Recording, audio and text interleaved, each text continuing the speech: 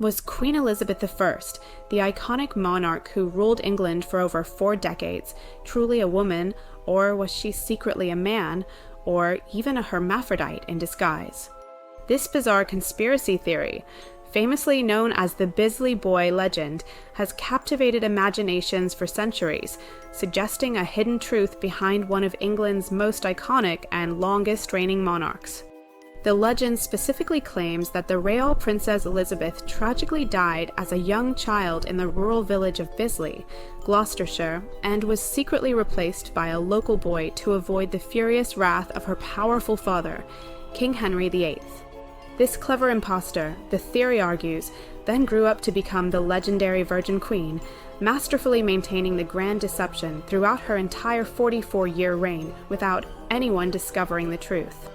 Proponents of this intriguing theory point to several pieces of so-called evidence, starting with Elizabeth's well-documented and lifelong refusal to marry any suitor despite intense pressure from her court.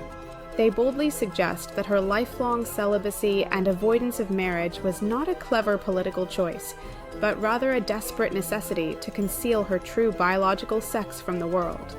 Furthermore, various historical accounts describe Elizabeth as having unusually masculine features, a notably deep voice, and a surprising lack of typical feminine vanity in her personal habits. These unusual descriptions, conspiracy enthusiasts argue, strongly hint at a body that was not conventionally female, thereby fueling the persistent idea of her hidden true identity. The Bisley Boy theory first gained significant traction in the 19th century, notably popularized by the famous author Bram Stoker in his intriguing 1910 book titled Famous Impostors. Stoker's vivid and dramatic retelling of the tale cemented the story firmly in popular culture, despite its complete lack of any concrete historical backing or primary sources. However, most professional historians largely dismiss the entire Bisley Boy theory as a fanciful and entertaining myth, citing the overwhelming body of evidence that firmly confirms Elizabeth's identity as a woman from birth. Firstly, the core story of Elizabeth's supposed death in Bisley is based solely on a local village legend that mysteriously emerged centuries after her actual childhood, with absolutely no contemporary records or documents to support it. Numerous historical documents, including personal letters, detailed portraits, and reliable eyewitness accounts from her lifetime, consistently and unambiguously refer to her as female from birth onward. Her famous refusal to marry, often cited by theorists as key proof, is easily and logically explained by the incredibly complex and dangerous political landscape she navigated during her reign. Marriage for Elizabeth would have inevitably meant ceding substantial power to a husband, potentially a foreign prince with his own ambitions, which could have easily destabilized her fragile England. Elizabeth shrewdly and masterfully used her unmarried status to her strategic advantage, skillfully playing numerous suitors against each other to maintain vital diplomatic leverage across Europe.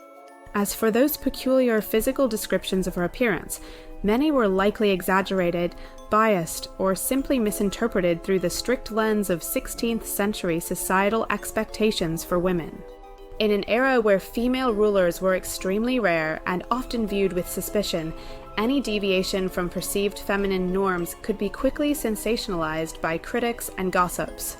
Her notably deep voice and strong, commanding demeanor were frequently praised as essential qualities of a powerful and effective monarch, not as indicators of her biological sex. Furthermore, surviving medical records and intimate personal accounts from her trusted physicians and loyal ladies-in-waiting explicitly confirm her female anatomy beyond any doubt.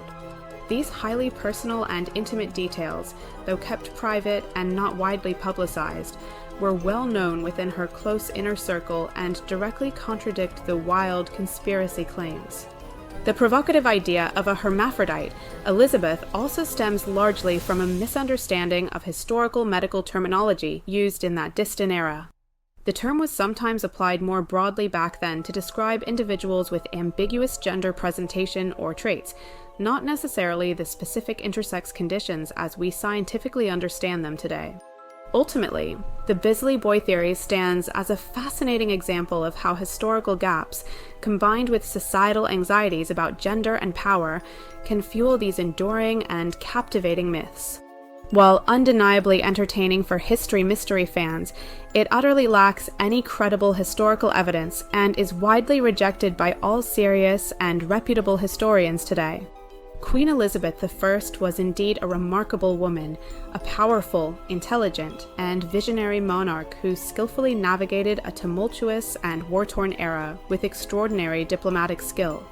Her enduring legacy as the Virgin Queen stands as a true testament to her unmatched political acumen and leadership, not as a cover-up for any secret or fabricated identity.